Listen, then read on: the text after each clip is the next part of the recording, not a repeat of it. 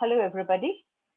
Welcome to this video on the sliding window protocols for the transport layer.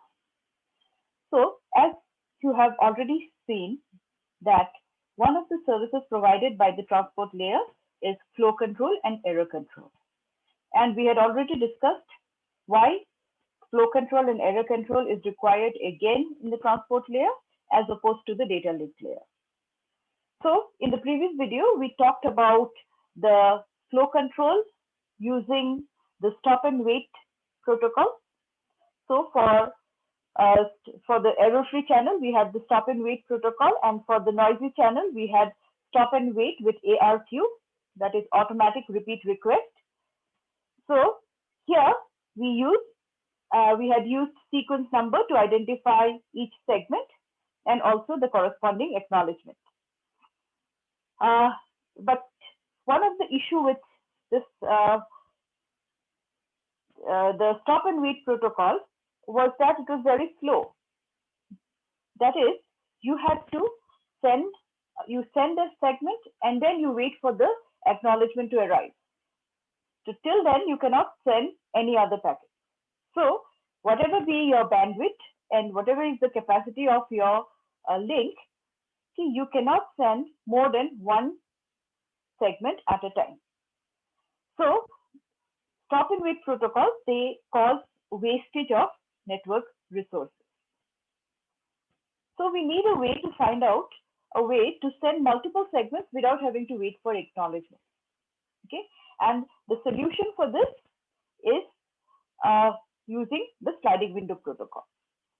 And let me just add here that we are discussing the sliding window protocols in the transport layer.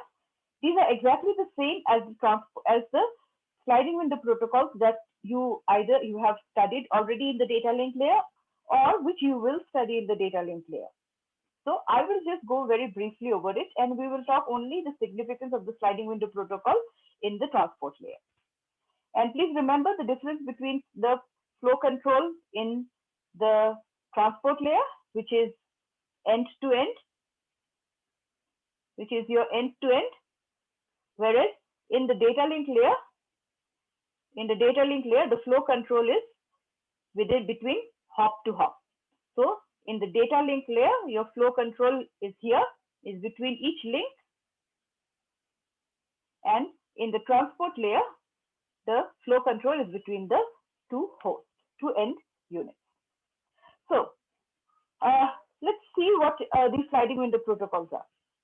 So just like in the stop and wait with ARQ protocol, each segment has a sequence number. Yeah, and this sequence number is added to the header, that is the transport layer header. So it has a particular number of bits assigned to it. So let's say if I have an n bit sequence number, this will allow me to have sequence numbers starting from 0 to 2 to the power n minus 1. Okay, so if I have a 3-bit sequence number, so I can have the numbers, the sequence numbers from 0 to 7. So like this, depending upon how many bits you're using for the sequence number, okay, you can have a different range of sequence numbers. Now, in the sliding window protocol, the sender will maintain a list of sequence numbers that it can send. So that is its sliding window. That is the window. So the sender will say that it will keep a list that these are the sequence numbers, segments with this sequence numbers that I can send. Similarly, the receiver also maintains a list of sequence numbers that it can receive. Okay, and as segments are sent, and acknowledgements are received, these two windows will keep on changing, will keep on shifting.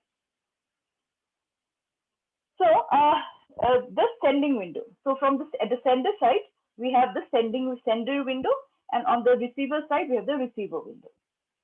So now, if you think of the sliding window, this is nothing but it is the size of it is the buffers that a particular sender or a receiver will have. Say for example, I'm the sender, and I have say 4 buffers. Buffer means some storage space in the in the at the host, where I'm going to keep the segments that I received from the higher layer. So at the higher layer, I have the application layer. The application layer is there. The application layer will give the segments, the data to the transport layer, and the transport layer will put all the header and sequence numbers and all other important information and make it into a segment.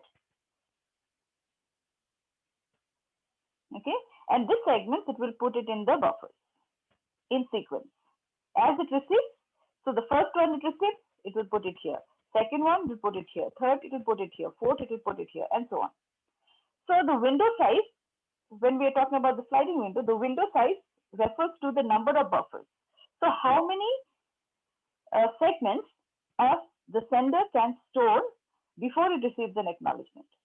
Now, suppose it receives an acknowledgement. It has sent, let's say, the sender has sent sequence number 1, packet with sequence number 1, sequence number 2, sequence number 3, and sequence number 4. Now, it does not have any more buffers.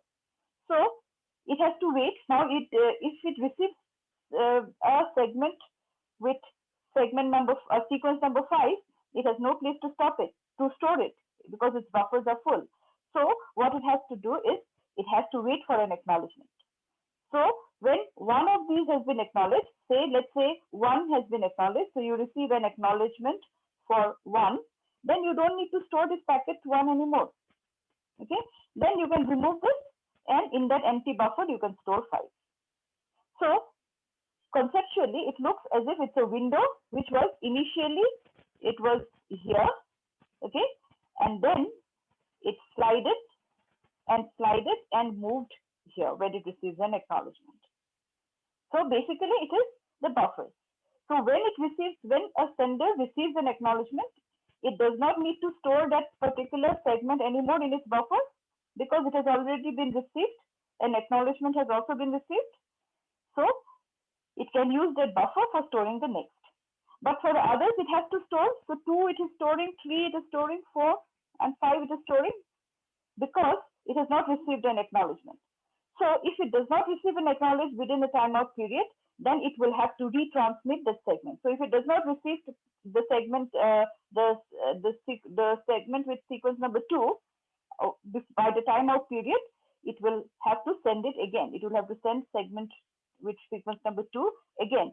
So to send it again, it needs to keep a copy of it. So that's why it is using the buffer. So as frames or sequence segments are sent, the sliding window, the buffer space will be filled up, and as acknowledgements are received, then these buffers can be replaced, or the contents of the buffers can be replaced by some other segment. So this is basically the concept of a sliding window. Okay, so the sliding window, it contains frames or segments. Frames in terms of data link layer, segments in terms of transport layer, that have been sent but not yet acknowledged. So these are basically the outstanding frames, the frames which has not been acknowledged. So those are kept in the sliding window of the sender. When a segment is sent, the upper edge of the window is advanced by 1. So let me again just clear this up, and we will see what happens. So here I have, let's say this is my window. So I'm putting all my sequence numbers out here, okay? 0, 1, 2, 3,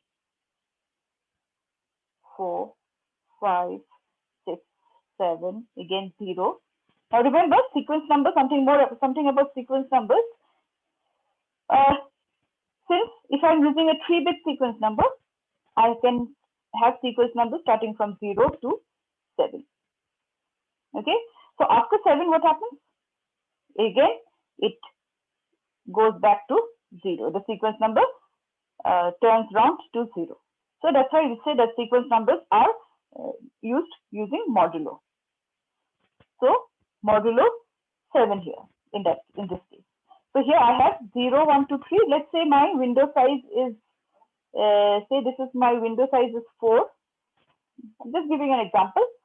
So here you see, that means, what it means, it means that 1, 2, 3, and 4 segments with sequence numbers 1, 2, 3, and 4 has been sent by the sender, but it has not been acknowledged. Now, when a segment is sent, the upper edge of the window is advanced by 1. This is the upper edge of the window. This is the lower edge of the window. So when I send it, suppose now I can send 5. So I have sent 5. Okay. I have sent 5. So when I send a segment, then this edge of the window is increased. It moves. And when I receive an acknowledgement, then my buffer becomes free. So this edge of the window will update. This edge will update. The lower end edge of the window is advanced by 1. So this is how this is going to work in the sending window. So let us look at it like this. So this is the, you can see this in this diagram, 13, 14, 15, then 0, 1, 2. So here we are using a 4-bit sequence number. We're using a 4-bit sequence number, so I can have 0 to 15. 0 to 15. After that, again, after 15, again, it jumps back to 0. So you can see here, see this part is the size of the window. This is the window size. So send window size is 2 to the power m minus 1. Okay, so we will discuss why 2 to the power m minus 1. So here you can see this is my sending window. N is the number of bits. N is this number of bits in the window. So here n is 4, number of bits is 4. So my window size is 2 to the power 4 minus 1, which is 15. So is this 15? So 0 to 14. So 1, 2, 3, 4, 6. So I have 15 is my window size. Number of frames, that means I have 15 buffers at the sender side. Okay.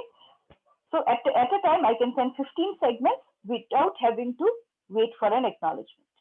Okay. So this is an advantage over the stop and wait. So let's see what happens in this window. So these are the frames which already sequence numbers. These are also sequence numbers. So currently it is here. Okay. So on this side, what we have, the sequence numbers, these are the sequence numbers which has already been sent and all has been acknowledged also. Okay. So these are already sent and acknowledged. This orange part that you can see, this part are, you can, there are two variables you can see here, SF and SN. SF, SN. So SF points to the front of the first frame in the window. SN holds the sequence number of the frame which was most recently sent. So the first sent segment frame or the segment which was sent was 0, then 1, then 2, 3, 4, 5, 6. Okay. So SN now is pointing to 7. It means the next frame it can send this sequence number 7. Now what about 0, 1, 2, 3, 4, 5, 6? These have been sent, but they have not been acknowledged. So frames sent but not acknowledged. So these are the outstanding frames, 0 to 6. 7 is the next one which can be sent. And what about this part of the window? From SN to, I can use another variable, SL. Okay, SL points to the last frame of the window. So that means from SN to SL, these are the sequence numbers which I can send. I can still send. The sender can still send. Okay, without having to wait for an acknowledgement. So, and what about these frames? 15, 0, and 1. These frames cannot be sent now, or these 6 segments cannot be sent now. Okay, because I have only these many buffers, I cannot send 15, 0, and 1 anymore. So here I have S and SF, so which is pointing to the beginning of the frame, SN, which is pointing to the to the last of the window, and SN is the pointer which is pointing to the next frame which can be sent. Okay, so this is the this is how the sliding window will look like. So here we have a sliding window where we have window size is 4. So we have a window size of 4. Now, initially, this is the sender window. We'll look at the receiver window later. So in the sender window, I can see that I have here initially sender window is 4. So this is my window size 0, 1, 2, and 3. That means I can send segment 0, 1, 2, and 3. So here I have sent segment 0. I have sent segment 1. After these two, after sending 0 and 1, my window becomes like this. These two are also there, but here you can think of F is here, L is here. Where is SN? SN is here. So 0 has been sent, 1 has been sent. They have not been acknowledged, so they're still being kept in the buffer. The next segment I can send is 2, and then 3. And after 3, I cannot send anymore because my buffers will be full. So after sending segment 0 and segment 1, this will be the state of your sliding window at the sender side. Now, at this point of time, an acknowledgement for 0 has been received. So acknowledgement for 0 has been received. So now, what happens? Let me just change this here. So 0 has been received. So my SF will point to 1 now. Okay. And SF is pointing to 1. So 0 can be discarded because I've already received an acknowledgement for it. Now I'm waiting for 1. I have already sent 2. Okay. I have sent 2. Now, since an acknowledgement has been received, 1 buffer is free.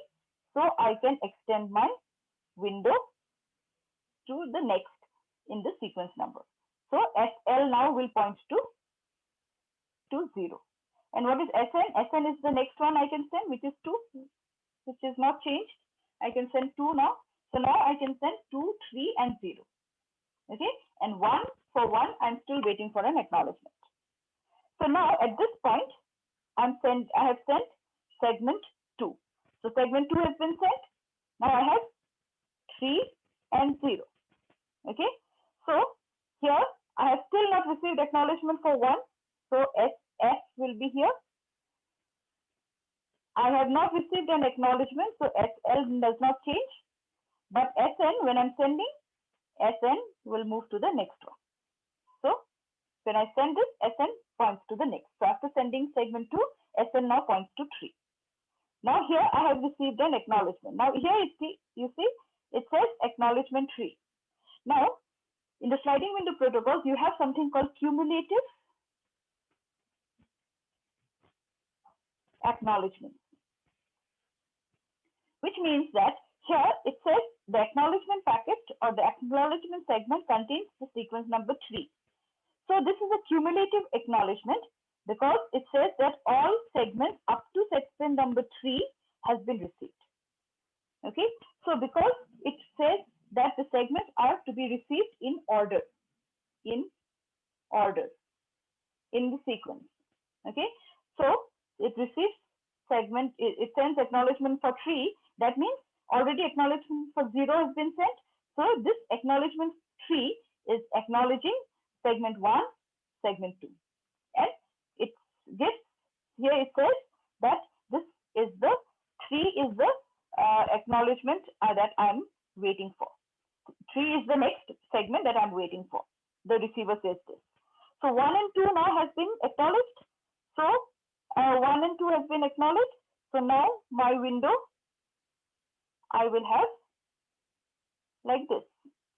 So SF, now the front of the window is like this. SL is here. And what is SN? What is the next one I can send? It is 3. So SF and SN remains the same. SF and SN points to the same beginning.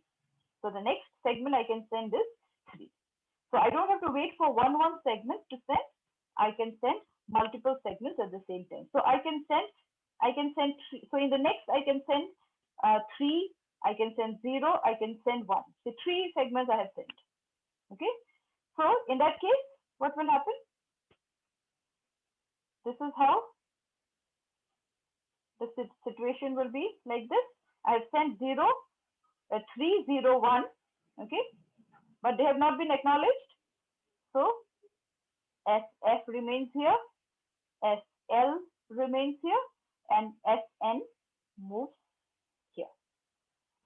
And when we receive acknowledgement, suppose here I have received acknowledgement 1, ACK say 2, ACK 2, that means 3, 0, 1 has been acknowledged. I'm expecting next sequence number 2.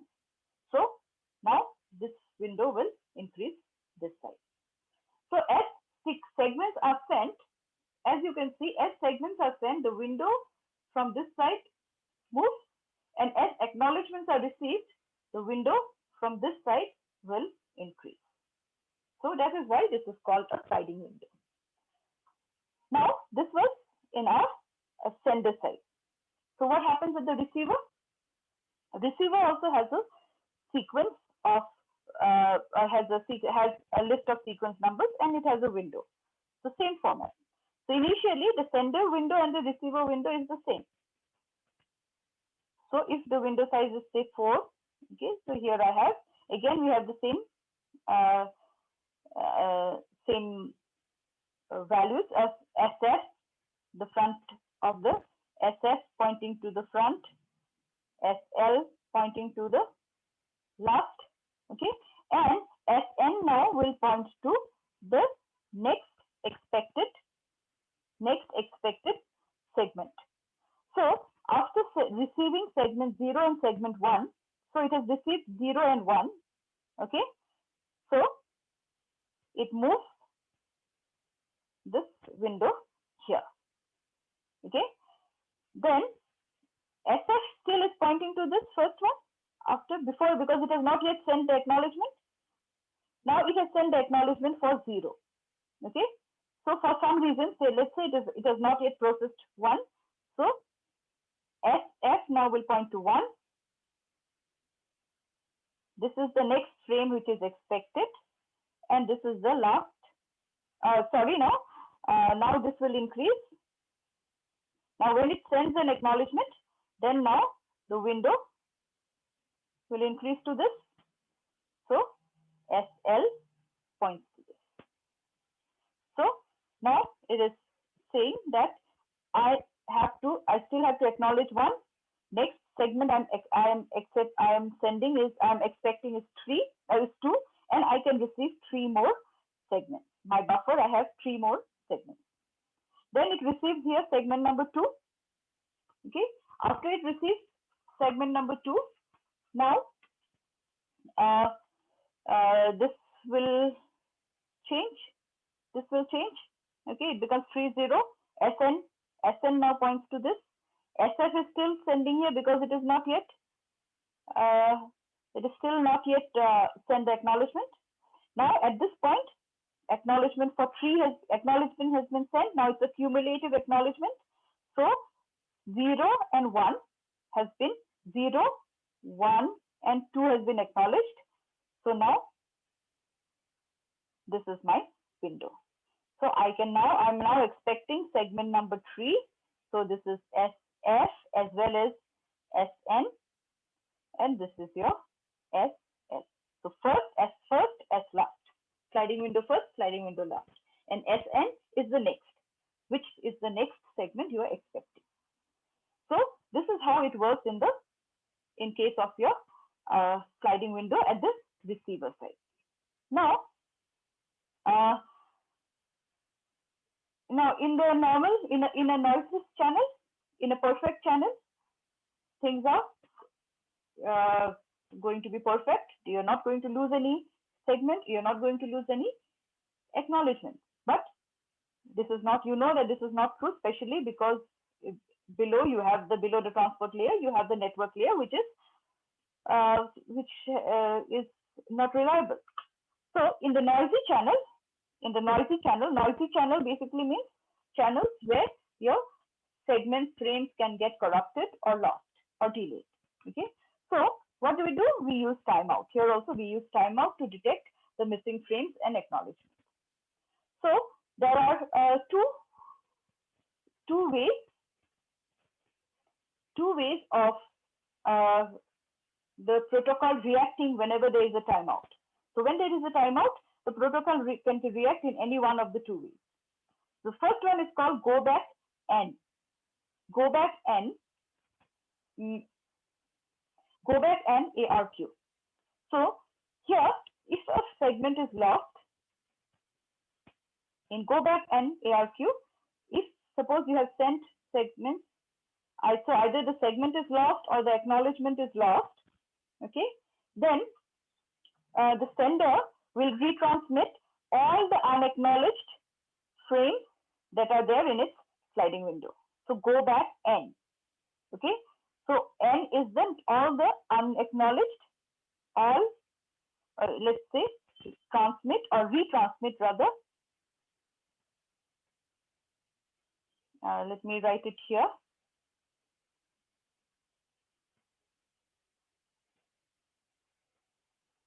Retransmit all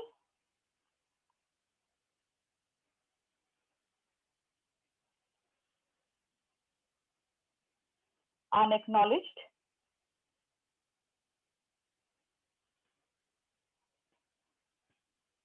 frames or segments in the sender window. All right. So if I go back here, so at this point you see SF is here for this.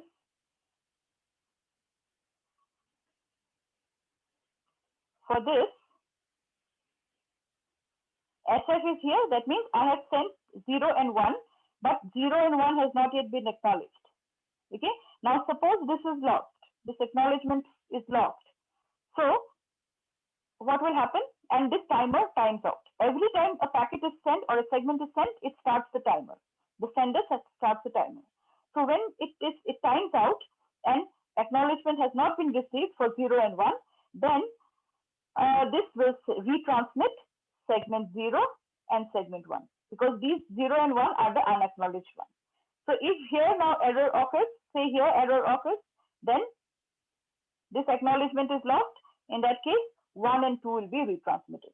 All segments will be retransmitted which has not yet been acknowledged. So this is your go back and ARQ.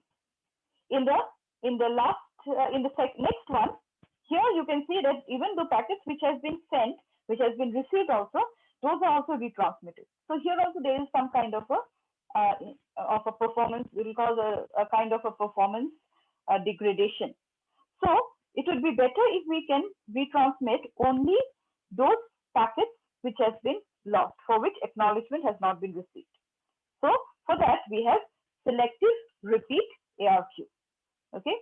So now if you are saying that you are going to retransmit only the lost packets, so here it retransmits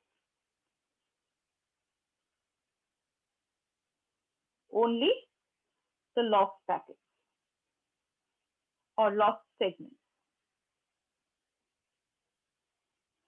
So this is here in the, now if you want to find out which segment has been lost, so the receiver has to send, should be able to tell the sender that this is the packet which has not been received. So okay, so this is done through the use of something called negative acknowledgement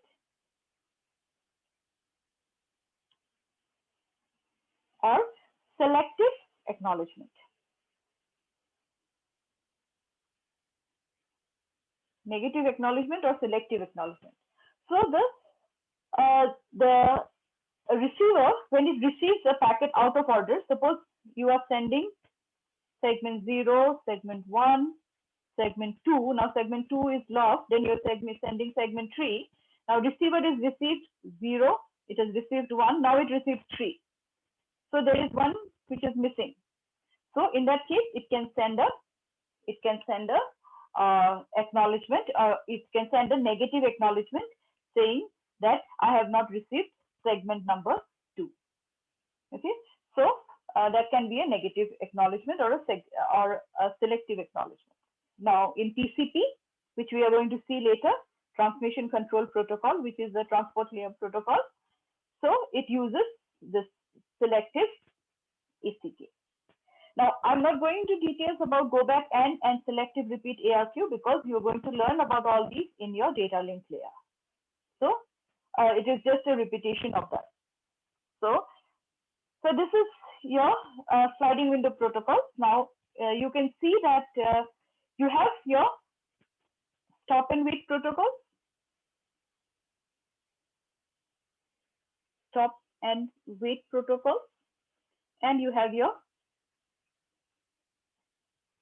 sliding window protocol. So both are your flow control techniques, stop and wait as well as sliding window. So now in certain cases, stop and wait would be good enough, but in certain cases, sliding window would be good. So in the next video, we will see that given certain network specifics, like what is the bandwidth, what is the capacity of the link, all these information, can you say that stop and wait would be better or sliding window protocol would be better? Okay, so we will see that in the